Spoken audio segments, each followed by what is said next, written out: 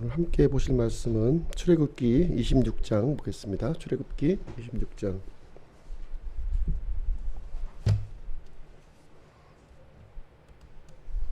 출애굽기 26장.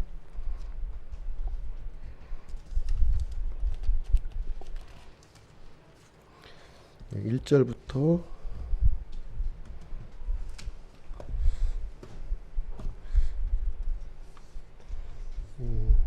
6절까지 1절부터 6절까지 들어가겠습니다.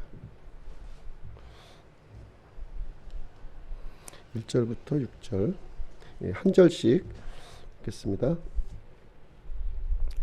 또 너는 가늘게 꼰 아마 실과 청색과 자주색과 주홍색 실로 짠 10개의 앙장으로 성막을 만들지니라. 너는 정교한 솜씨로 만든 그룹들을 수놓아 앙장들을 만들되 한 낭장의 길이는 80일, 한 낭장의 너비는 40잇으로 하여 낭장들이 각각 한 치수를 갖게 할지니라. 너는 5 앙장을 서로 함께 연결하고 다른 5 앙장을 서로 연결하며 그 연결된 낭장들로부터 한 낭장 끝에 청색 꼬리들을 만들고 두 번째 연결된 덮개의 다른 낭장 맨 끝에도 그와 같이 만들지니라. 너는 한 앙장에 고리 신궤를 만들고 두 번째 연결된 덮개의 앙장 끝단에 고리 신궤를 만들어 그 고리들이 서로 붙들게 할지니라. 너는 금으로 걸쇠 신궤를 만들고 그 걸쇠들로 앙장들을 함께 연결하여 그것이 한 성막이 되게 할지니라. 네.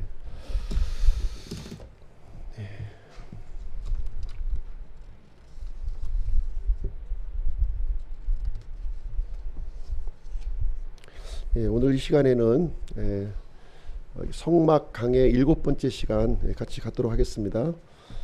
성막 덮개에 대해서 이제 살펴보도록 할 텐데요. 먼저 이제 지난 시간에 살펴본 물두멍에 대해서 먼저 잠깐 복습을 좀 하겠습니다. 이 물두멍은 이제 물두멍의 재료는 노스로 이제 만들어져 있습니다. 이 노신데 여인들이 사용했던 거울, 거울이 이제 헌물로 이제 들여졌고요. 그 헌물을 이제 녹여서 이제 물두멍을 이렇게 만들었습니다. 이 거울은 세속적인 허영심을 보여주고 있고요. 반면에 물두멍은 거룩한 갈망의 도구로 이렇게 사용이 되어졌습니다. 그리고 이 거울은 외면을 단장하기 위해서 이제 사용했던 것이죠. 그렇지만 이 물두멍은 더러움을 씻어버리는 그런 도구로 사용이 되었습니다. 이 물두멍의 위치를 보시게 되면 성막과 번제단 사이에 이렇게 놓여져 있었습니다. 그래서 이것은 두 가지 직무의 어떤 그 이 중심 부분을 얘기해 주고 있는 것이죠. 하나님을 향한 직무와 이 사람들을 향한 직무 그 중심에 뭐가 있다? 물두멍이 있었다는 것입니다. 네. 하나님을 섬기고자 하고 또 사람을 섬기고자 하는 사람은 반드시 그 중심에 물두멍을 두셔야 되는 거예요. 물두멍. 이 물두멍의 용도를 보시게 되면 목욕하는 용도와 그 다음에 손과 발을 씻는 용도 이렇게 나눠졌는데요. 이 목욕은 두 가지 경우에 이제 목욕을 했어요. 제사장이 위임받을 때 그때 했고요. 그 다음에 1년에 이제 한 번씩 진행하는 속죄일 행사 때 제사장이 이렇게 목욕을 이렇게 했습니다. 그리고 이제 손과 발을 이제 닦았는데요. 이것은 수시로 하나님을 섬길 때마다 반복적으로 이렇게 사용을 했습니다. 이 물두멍은 이제 제사장의 영원한 규례로 주신 거예요. 영원한 규례로 이렇게 주셨다. 그래서 이제 대언자는 하나님을 대신해서 말씀을 전달하는 사람이고요. 제사장은 어떤 사람이냐? 우리는 이제 사람들을 대신해서 하나님을 섬기는 그런 사람이 되겠습니다. 우리는 이제 대언자요 또 이렇게 제사장으로 이렇게 부름을 받은 거예요. 신약 성도 그리스도인들은 제사장의 그 중요한 그 가치가 있는데요. 그것은 뭐냐면 거룩함과 정결함이에요. 거룩함과 정결함. 이 거룩함은 이제 분리를 의미하는 겁니다. 분리. 이 더러움으로부터 이제 세속적인 것으로부터 하나님께로 분리되는 것을 얘기해주고 있는 것이고요. 정결함은 이렇게 깨끗함, 그것을 이제 강조하는 것이 되겠습니다. 에베소서 5장 26절, 27절 한번 같이 한번 읽어보실게요. 시작. 이것은 그분께서 말씀을 통해 물로 씻음으로 교회를 거룩히 구별하고 정결하게 하려 하심이요. 또 그것을 점이나 주름이나 그런 것이 없는 영광스러운 교회로 자신 앞에 제시하려 하심이며 교회가 거룩하고 흠이 없게 하려 하심이라. 우리 이제 교회로 부름을 받았죠. 교회로 부름을 받았고요.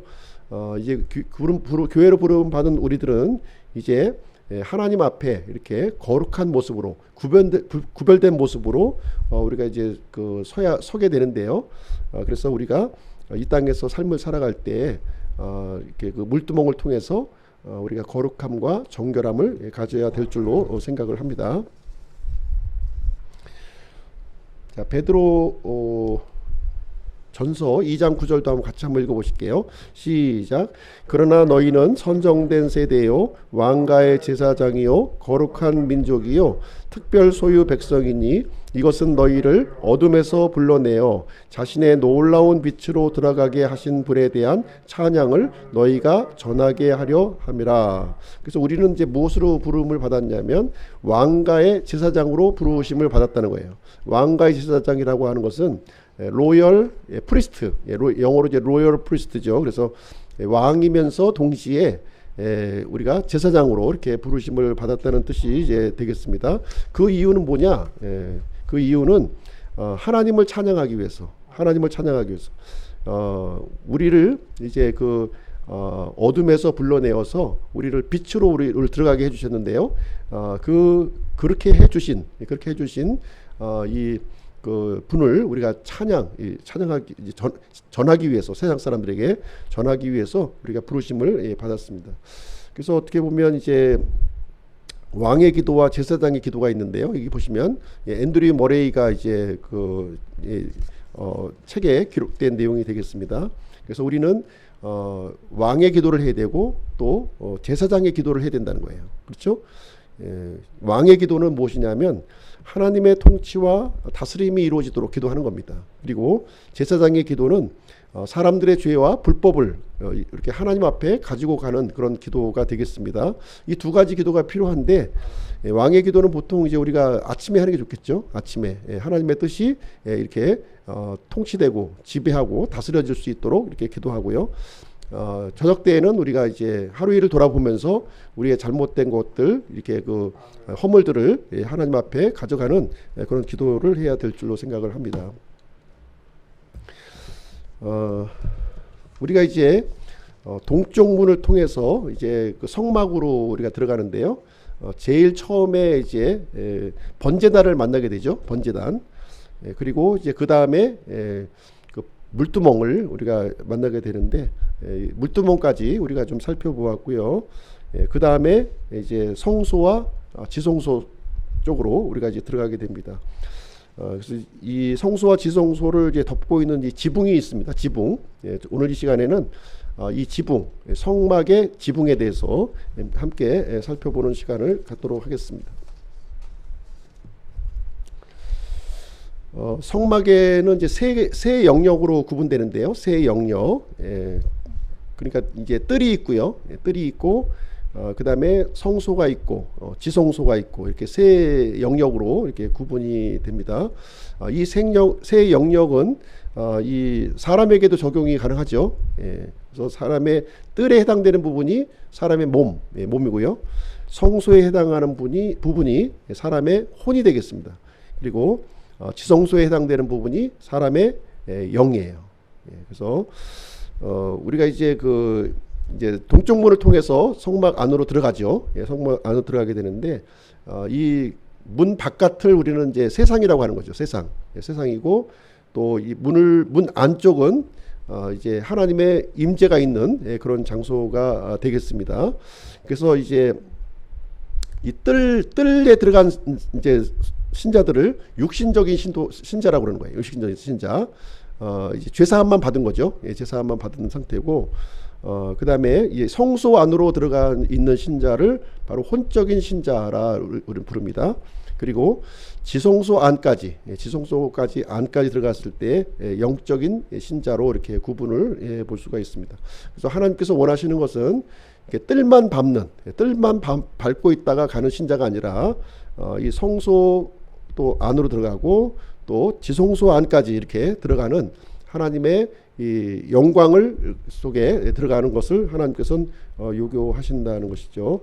세상에 속한 사람들은 이제 불신자가 되는 것입니다. 그래서 우리는 육신적인 신자에서 이렇게 영적인 신자로 이렇게 우리가 자라나야 될 줄로 생각을 합니다. 자, 덮개를 좀 볼 텐데요. 성막의 덮개, 지붕입니다. 지붕은 이 사중 덮개로 되어 있는 거예요. 사중 덮개. 네 덮개로 네 종류의 덮개로 되어 있습니다. 첫 번째 덮개인데요. 제일 안쪽에 있는 거죠. 안쪽에 첫 번째 덮개는 아마포로 되어 있어요. 아마포로 되어 있습니다. 두 번째 덮개는 염소털로 이렇게 되어 있고요. 염소털로 이제 짜서 만든 천이 되겠죠. 세 번째 덮개는 순양의 가죽으로 되어 있습니다. 순양의 가죽. 네 번째는 오소리 가죽으로 되어 있습니다. 오소리 가죽. 개역 성경에는 이제 해달의 가죽으로 되어 있는데요. 이렇게 네 개의 덮개로 되어 있다 이렇게 보시면 되겠습니다. 그림으로 보시면 이게 제1덮개죠. 제1덮개는 아마포로 되어 있는데요. 아마포로 되어 있는데 네 가지 색깔로 이렇게 이제 술을 놓았어요. 여기다가 이제 그룹을 이제 술을 놓았는데요. 네 가지 색깔로 이렇게 아주 화려한 이 색깔은 어디서 우리가 봤나요? 우리가 동쪽문 할 때 그 문이 네 가지 색으로 이렇게 되어 있었는데 이 첫 번째 덮개는 이제 이 그룹이 수놓아져 있는 거예요. 그룹이 수놓아져 있다 보시면 되겠고, 두 번째 덮개는 이제 염소털로 되어 있는 덮개를 덮어 씌웠습니다. 하얀색 염소털로 이렇게 짜서 이렇게 만들었습니다.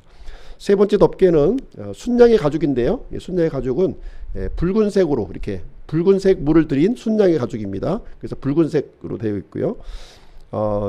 맨 바깥쪽에 있는 그 덮개가 바로 오소리 가죽으로 된 덮개로 이렇게 구성이 되어져 있습니다. 그래서 이제 이 성막을 보시게 되면 맨 안쪽에서는 아마포로 된 이제 덮개만 볼 수 있는 거예요. 덮개. 그리고 이제 맨 바깥쪽에서는 오소리로 된 그 덮개를 볼 수 있었고, 두 번째, 세 번째는 이제 보이지 않는 거죠. 감춰져 있는 모습이 되겠습니다. 그러면 이제 첫 번째 덮개를 한번 보실게요. 이제 맨 안쪽에 있는 겁니다. 우리가 성소 안으로 들어갔을 때 이 천정 부분이 되겠죠. 천정 부분에서 보여지는 그런 부분이 이제 되겠습니다. 네 가지 색으로 이렇게 이제 실로 이렇게 짜여져 있었는데, 이 네 가지 색에 대한 이 의미를 이제 좀 설명을 드렸어요. 이 청색은 그리스도의 하나님 되심, 그리고 자주색은 예수 그리스도의 왕 되심에 대해서, 그리고 주홍색은 예수님의 이 고난 받으심, 그다음에 가늘게 꼰 아마실은 예수님의 죄 없으신 인성을 우리에게 보여주고 있습니다. 그래서 이 네 가지 색으로 된 이제 이 천은요, 예수 그리스도를 상징하고 있는 거죠. 예수 그리스도를 상징하고 있습니다. 근데 여기에는 그룹들이 이제 수놓아져 있었던 거예요. 그룹이 이제 수놓아져 있어서 마치 이제 창공을 날아다니는 그런 이제 그룹의 모습을 우리가 이제 목격을 하게 되는 것인데요. 이 그룹이라고 하는 말은 영어로 그룹이 아니에요. 영어로 그룹이 아니라 이 단체를 얘기하고 있는 것이 아니라 이제 하나님의 왕자에 있었던 이 천상의 이 존재를 가리켜서 이제 그룹이라고 얘기를 하는데요. 이 그룹이 제일 먼저 나온 이 부분을 보면 아담과 이브가 이제 범죄해서 이제 에덴 동산에서 추방을 당하죠. 그랬을 때 다시 이제 에덴에 들어오지 못하도록 불타는 칼로 이렇게 막았던 존재들이 있어요. 바로 그룹입니다. 그 존재들이 바로 그룹이 이제 되겠습니다. 그래서 이 그룹이라고 하는 것은 하나님의 임재와 관련이 있는 거예요. 거기 관련 구절을 시편 17편 8절, 36절 11절, 57편 1절 이렇게 소개를 했는데 하나님의 이런 그 임재와 굉장히 깊은 연관이 있는 천상의 그런 존재가 되겠습니다. 그래서 이제 이 덮개를 씌워놓은 모습이에요. 지금 이제 아마 그 천으로 된 이 수놓아진 것을 이렇게 덮어놓은 이런 그 청색 이 네 가지 색깔로 이렇게 된 모습을 보게 되겠습니다. 청색, 자주색, 주홍색, 가늘게꼰, 아마색, 굉장히 화려하죠, 그렇죠? 예, 화려한 색깔로 이렇게 구성이 되어져 있습니다. 자, 그러면 이제 앙장이라는 말을 이제 우리가 읽었잖아요. 우리 말씀 읽을 때 앙장, 앙장을 보시게 되면 우리가 이제 어떻게 연상하시면 되냐면 우리가 그 병풍, 우리가 뭐 8폭 병풍, 뭐 이렇게 병풍 있지 않습니까?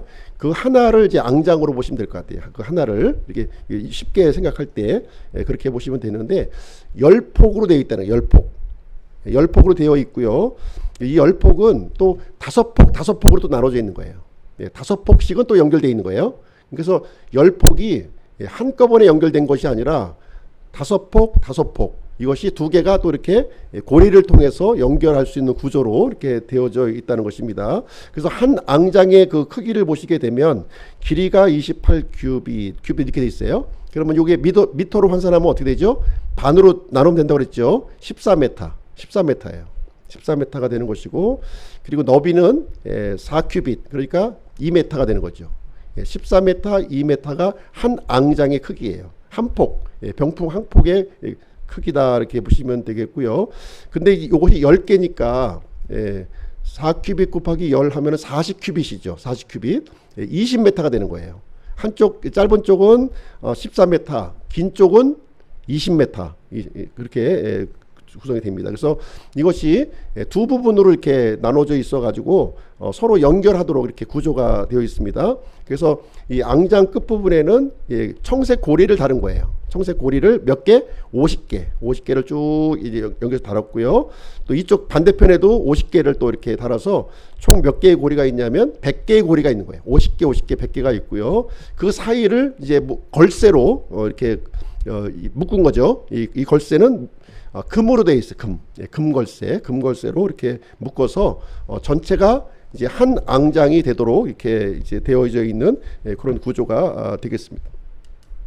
그래서 그림에 보시게 되면 이것이 이제 14m, 20m 이제 구조로 해서 이제 성소와 지성소를 이렇게 덮어 씌운, 완전히 덮어 씌운 거예요. 완전히 덮어 씌운 그런 상태로 이렇게 되어 있습니다. 그래서 길이가 20m, 이제 세로가 14m 이렇게 돼서 완전히 이제 이렇게 감싸 안는 그런 구조로 이렇게 되어져 있습니다.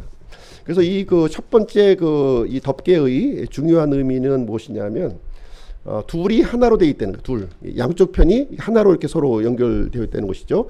우리가 처음에 이제 읽었던 말씀을 보시게 되면 함께 연결이라고 하는 단어가 계속 반복해서 나오는 거예요. 함께 연결되었다는 말이 계속 이제 반복이 되어 있어요. 출애굽기 26장 11절 한번 보시게 되면 출애굽기 26장 11절 장막을 함께 연결하여 그것이 하나가 되게 하며, 이제 원래는 둘인데 이것을 하나로 연결시켰다. 무엇으로? 금걸쇠로 이것을 이제 연결시켰다는 것을 얘기해 주고 있어요. 이것을 이제 교회에 적용을 하게 되면 교회는 이렇게 연합된 존재라는 거예요. 연합된 누구에게요? 금걸쇠는 예수 그리스도를 이제 상징하고 있는 것이고요. 예수 그리스도께 연결된 이런 연결돼서, 그래서 우리 교회 구성원들은 다 다른 사람들이 모였잖아요. 그렇죠? 성격도 다르죠. 또 살아온 배경도 다르죠. 모든 게 다 달라요. 그렇지만 이 금걸쇠 예수 그리스도를 통해서 하나로 연합된 존재이다 하는 것을 우리에게 말씀해 주고 있는 거예요. 에베소서 4장 13절 같이 한번 읽어 보실게요. 에베소서 4장 13절 시작. 이로써 마침내 우리가 다 믿음과 하나님의 아들을 아는 일에서 하나가 되어 완전한 사람에 도달하며 그리스도의 충만하심에 장성한 분량에까지 이르리니. 그렇죠? 예, 예수 그리스도를 아는 일과 그 믿음에 있어서 우리가 하나가 되는 거예요. 하나 되게 돼서 어떻게 한다고요? 그리스도의 장성한 분량으로. 예, 그리스도의 우리 믿음이 이렇게 해서 성장해 나가는 것을 우리가 보여주고 있습니다.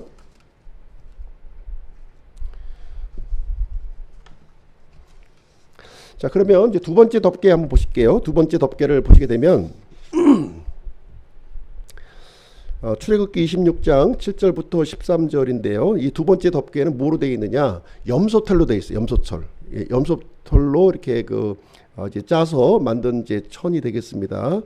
그래서 이 사색 실로 만든 아마포 위에 그 위에 그대로 덮은 거예요. 그대로 한 번 더 덮어 씌웠습니다. 그래서 염소털로 이제 되어 있는데요. 이 염소털이라고 하는 것은 이제 그 속죄일에 드려지는 두 마리의 염소를 우리에게 이제 보여주는 거예요. 이 두 마리 염소. 이제 이 염소털이 이제 만들어지기 위해서는 염소가 희생되어야 되겠죠. 예, 희생되어야 되는 것인데 두 마리의 염소의 희생을 우리에게 보여주고 있습니다. 그래서 한 마리는 용도가 다 틀려요. 이 두 마리가 한 마리는 주를 위한 염소, 주를 위한 염소였고요. 한 마리는 속죄를 위한 염소였어요. 속죄를 위한 염소. 그래서 두 염소가 이제 그날 이제 죽임을 이제 당하게 되는데요. 주를 위한 염소는 어디에 드려지느냐?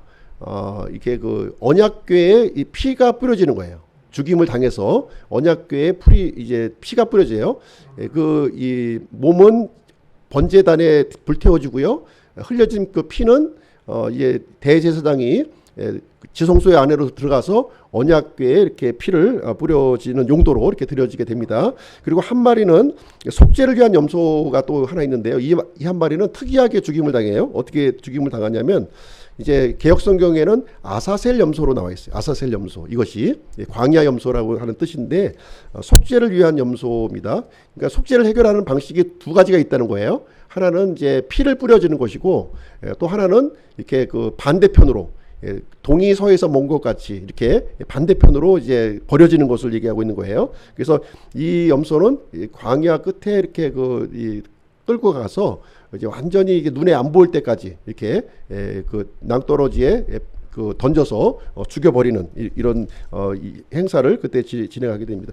이것은 예수님께서 우리를 위해서 이제 받으신 이 죄와 속죄의 모습을 우리에게 이제 보여주고 있는 거예요. 그래서 예수님의 이 속죄 사역을 통해서 우리의 이 불법과 더러움이 이게 제거가 되고 이제 하얀 이제 의로움을 우리에게 이제 가져다 주셨다는 것이죠. 그래서 흰색 그걸 의미해주고 있는 거예요. 정결한 우리의 모습을 얘기해주고 있어요. 원래는 시커먼 사람들이었잖아요. 그런데 이 희게 우리를 만들어 주셨습니다. 이것을 믿는 자에게 주시는 이제 하나님의 의예요. 믿는 자에게 주어지는 거예요. 이 효력이. 그래서 이것을 전가된 의라고 합니다. 전가된 의. 그래서 우리의 죄는 누구에게 전가가 되었어요?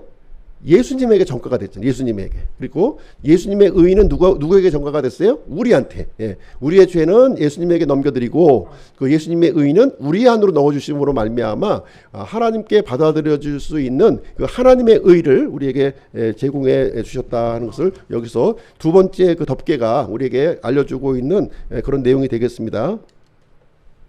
관련된 말씀 한번 읽어보실게요. 이사야서 1장 18절 같이 한번 읽겠습니다. 시작.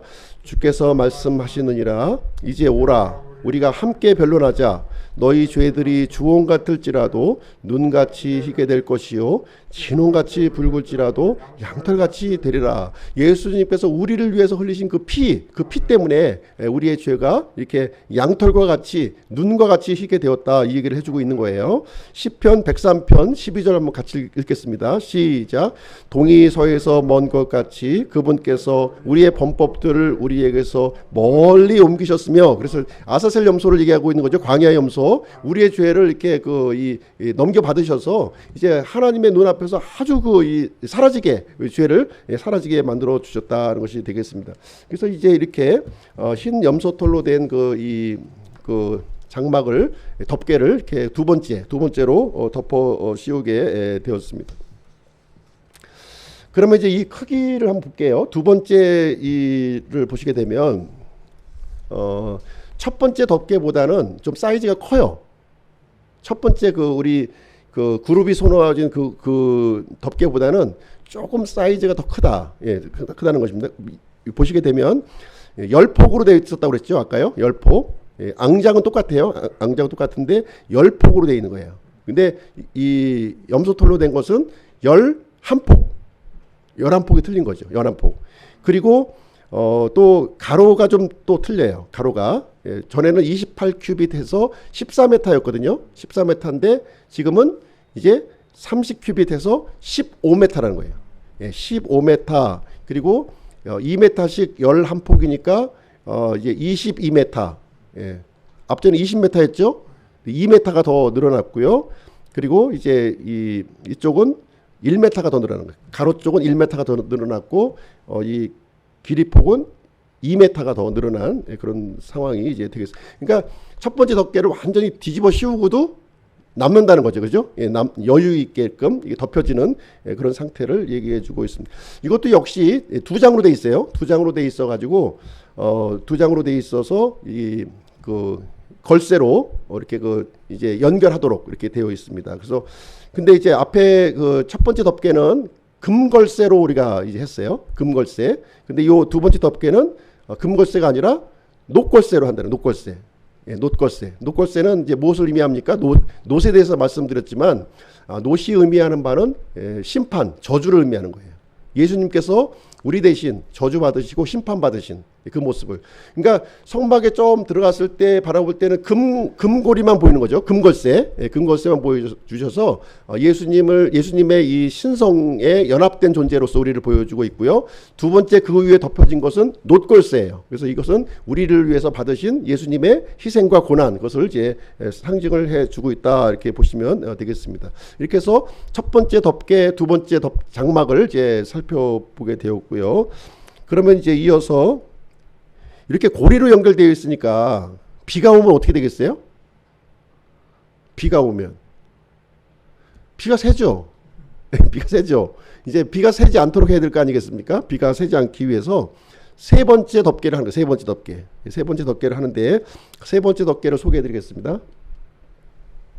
자, 세 번째 덮개는 이제 가죽으로 된 가죽. 세 번째 가죽이에요. 가죽으로 된 덮개를 하는데 이 가죽은 어떤 가죽이냐? 순양의 가죽으로 만들었다. 순양의 가죽. 예, 순양의 가죽으로 만들었어요. 그리고 순양의 가죽이면서 붉은 염료로 물들인 거예요. 예, 붉은 염료로 물들인. 그러니까 붉은색 이제 순양의 가죽으로 이렇게 만들어졌습니다. 이 가죽을 얻기 위해서는 반드시 짐승이 죽어야만 되죠. 예, 죽어야만 되는 거예요. 그래서 이것은 무엇을 얘기해주고 있냐면 예수 그리스도의 희생, 예수 그리스도의 희생을 우리에게 가르쳐주고 있는 내용이 되겠습니다. 특별히 이 세 번째 덮개는요. 세 번째 덮개는 이 아브라함이 이삭을 번지 헌물로 드렸을 때 하나님께서 준비하신 게 있었죠. 순양을 순양. 그 순양을 우리에게 보여주고 있는 그 사건을 보여주고 있는 거예요. 그 사건. 두 번째 덮개는 어떤 사건을 보여준다고 그랬어요? 속죄일의 그 두 염소를 보여주는 사건이었고요. 지금 이 세 번째 덮개는 아브라함의 이삭 번제 사건, 그거를 보여주고 있다는 거예요. 그거를 보여주고 있다. 그래서 이삭을 위해서 준비된 이 순양은요, 이 순양은 이제 인류의 대속을 위해서 보내주실 하나님의 어린 양을 예표하고 있는 거죠. 그렇죠? 하나님의 어린 양을 예표하고 있는 내용이 되겠습니다. 그래서 그 장소, 이제 이삭을 이제 번제물로 드렸던 그 장소를 무엇이라고 불렀냐면 여호와 이레라고 부른 거예요. 여호와 이레. 그 뜻은 무엇이냐면 주의 산에서 그것을 보리라는 거예요. 주의 산에서 뭘 본다는 거예요? 인류의 대속. 인류의 대속. 십자가 사건을 본다는 말씀이 되겠습니다. 그래서 이 아브라함이 이삭을 번제로 드렸던 그 장소는 모리아산이었어요. 모리아산이었습니다. 그리고 그 모리아산에 뭐가 세워집니까? 솔로몬의 성전이 세워지는 거예요. 솔로몬이 성전이 세워지게 되고요. 그 솔로몬이 세워진 장소에서 이제 하나님께서 보내시는 하나님의 어린 양이신 예수 그리스도께서 십자가에서 죽으시는 갈보리 산이 거기에 있는 거예요. 갈보리 산이. 좀 더 이제 모리아산은 넓은 영역이에요. 넓은 솔로몬 성전을 포함한 넓은 영역입니다. 조금 이제 하나님의 계시는 점진적으로 구체적으로 보여주고 있는 거예요. 처음에는 넓은 영역을 보여주었다가 그 다음에 또 좀 좁히고요. 그 영역을 그 다음에 더 좁혀서 이제 갈보리 산에서 이제 예수님께서 이제 하나님의 약속대로 보내주신다고 하는 그 약속대로 그 일이 이루어지게 되시는 것이죠. 그래서 세 번째 덮개가 우리에게 이제 알려주고 있는 내용은 무엇이냐? 죽기까지 순종하신 그리스도시라는 거예요. 죽기까지 순종하신 그리스도. 이사야서 53장 5절이에요. 같이 한번 읽어보겠습니다. 시작. 그러나 그는 우리 범법들로 인해 부상을 당하고 우리의 불법들로 인해 상하였도다. 그가 징벌을 받음으로 우리가 화평을 누리고 그가 채찍에 맞음으로 우리는 고침을 받았도다. 약속대로 하나님께서는 예수 그리스도를 보내주셨고요. 이 인류의 구속 사건을 다 이루어 놓아 주셨습니다. 그래서 이렇게 그 세 번째 덮개는 이렇게 붉은색 순양의 가죽, 우리를 위해서 피를 이렇게 구속의 피를 흘려주신 예수 그리스도의 모습을 보여주고 있는 내용이 되겠습니다. 그러면 이어서 이제 네 번째 덮개를 한번 보시겠습니다. 네 번째 덮개도 역시 가죽으로 돼야 되겠죠. 가죽으로. 이제 왜냐하면 바깥 부분하고 이제 노출이 되다 보니까 비와 바람에 노출이 됩니다. 그래서 이 네 번째 덮개는 이제 오소리 가죽으로 만드는 거예요. 오소리 가죽. 그래서 이 오소리 가죽은 이스라엘 백성들이 이제 이집트에서 가지고 나온 거죠. 왜 가지고 나왔나요? 이거를 신발을 만들기 위해서. 신발을 만들기 위해서 이렇게 만들어 나왔습니다. 그러니까 신발의 재료로 사용되었던 거예요. 그래서 이제 이게 오소리 가죽이 이렇게 이런 바람과 비에 굉장히 질기고요, 방수 효과를 가지고 있는 거예요. 그래서 가장 바깥 부분에 이제 덮어서 이제 그 성막 안으로 이런 습기라든가 이런 것들이 이제 들어오지 않도록 이렇게 했습니다. 그래서 보기에는 이렇게 좋은 모습이 아니에요. 이렇게 그 거무스름하고 이게 짙은 회색을 이렇게 띠고 있습니다. 그래서 이 개역 성경에서는 이제 이것을 오소리 가죽이라고 하지 않고 해달의 가죽이라고 이렇게 또 표현을 하고 있어요. 해달의 가죽. 그래서 이제 히브리어로 타하스라고 하는 이 단어가 여러 가지 해석이 가능한 거죠. 여러 가지 해석이 가능한 한데 이 킹제임스 성경 역자들은 이것을 오소리 가죽으로 이렇게 번역을 하게 되었습니다.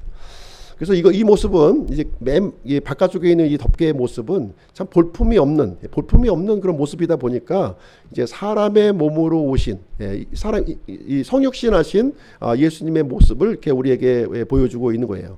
예수님도 이 땅에 오셨을 때 이렇게 그 겉으로 볼 때에는 이렇게 이렇게 그 사람들이 보기에 어떤 이게 좀 그 뛰어난 부분이 이제 없었다고 이제 보고 있는 것이죠. 30대인 예수님을 이제 이 바리새인들이 얘기할 때 요한복음 8장 57절에 보면 50세도 안 되었거늘 이제 30대 젊은인데 50대 이게 상당히 이제 예수님의 모습이 좀 이제 그 본 나이에 비해서는 이제 좀 덧늙은 이제 모습이 있었던 것이죠. 이렇게 아주 이 그 젊고 동안의 모습은 아니었다는 것을 우리가 유추해 볼 수 있는 상황이 이제 되겠습니다. 그래서 이 사람의 몸을 입고 이 땅에 오시고 십자가에 달리신 이 예수님의 모습을 볼 때는 사람들이 볼 때는 부가치하게 보이는 거예요. 저런 거에 무슨 구원이 있을 수 있겠어. 이런 모습을 이제 보게 됩니다. 그렇죠. 그래서 성막이 바로 이 겉에서 볼 때는 이렇게 사람들이 보기에 어떤 호기심이나 이런 것을 유발하지 않는 아주 그냥 누추한 그런 모습으로 이렇게 비춰졌다는 것을 이제 말해주고 있습니다. 이사야서 53장 2절 3절 같이 한번 읽어보실게요. 시작. 그는 그분 앞에서 연한 초목같이 마른 땅에서 나온 뿌리같이 자라리니 그에게는 모양도 없고 우아함도 없으며 우리가 그를 볼 때에 그를 홈모할 만한 아름다움이 없도다. 그는 사람들에게 멸시를 당하고 거부되었으며 슬픔의 사람이요 고통을 잘 아는 자라. 우리는 그를 피하려는 것 같이 우리의 얼굴을 감추었으며 그는 멸시를 당하였고 우리는 그를 귀히 여기지 아니하였도다. 예, 지금 우리가 살고 있는 이 시대에도 역시 예수님을 이렇게 참 존경하거나 그런 마음으로 보는 사람들이 이제 없는 거죠. 예.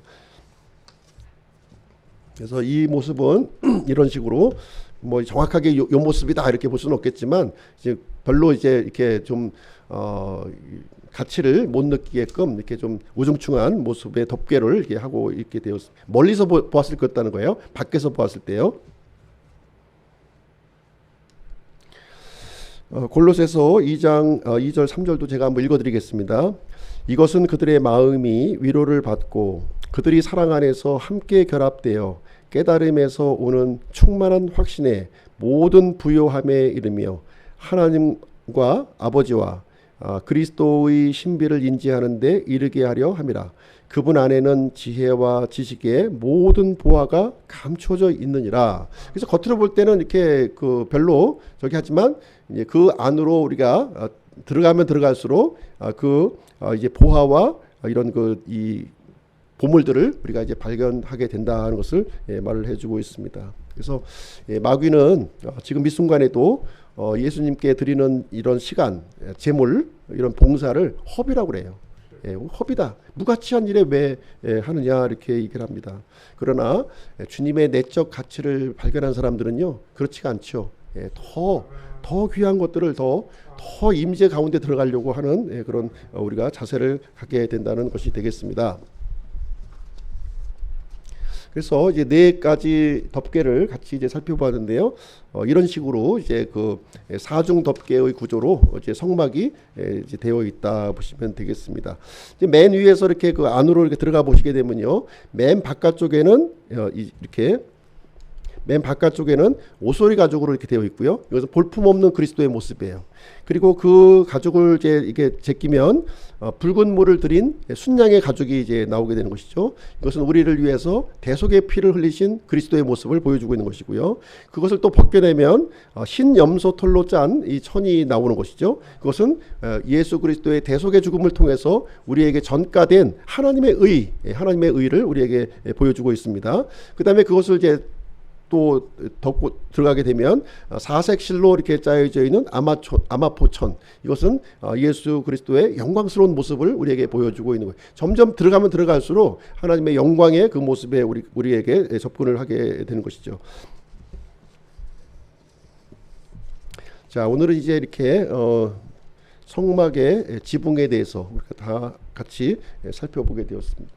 그러면 이 성막의 덮개가 주는 교훈에 대해서 이제 말씀드리고 오늘 시간을 마치도록 하겠습니다. 성막이 주는 이 덮개가 주는 교훈은요, 예수 그리스도의 사역을 우리에게 보여주고 있는 거예요. 예수 그리스도의 사역을 보여주고 있다. 성육신하신 예수 그리스도, 십자가에서 이렇게 죽으신 그리스도, 그리고 또 부활하신 그리스도, 마지막으로 하늘에 승천하신 그리스도, 이 그리스도의 사역을 우리에게 보여주고 있습니다. 그래서 예수 그리스도는 감추인 보물이시라는 거예요. 감추인 보물이시다. 겉모습은 아무 매력이 없어요. 그렇죠? 아무 매력이 없는 것처럼 보이는 것이죠. 그래서 다 회피해요. 다 회피하고 멀리합니다. 예수님은 이 우리의 구원을 위해서 이게 낮아지신 거예요. 이렇게 낮아지시고 또 우리에게 영광을 주시기 위해서 높은 자리에 또 올라가신 분이시다. 그것은 안으로 들어가야만 발견할 수 있는 거예요. 밖에서는 발견할 수 없어요. 절대로. 그래서 우리가 예수 그리스도의 우리를 위해서 이렇게 이루신 이 놀라운 사역에 대해서 감사하고 예수님과 늘 함께하는 우리 모습이 되었으면 좋겠습니다. 자, 오늘 이 시간 마치고요. 기도하고 제가 마치도록 하겠습니다.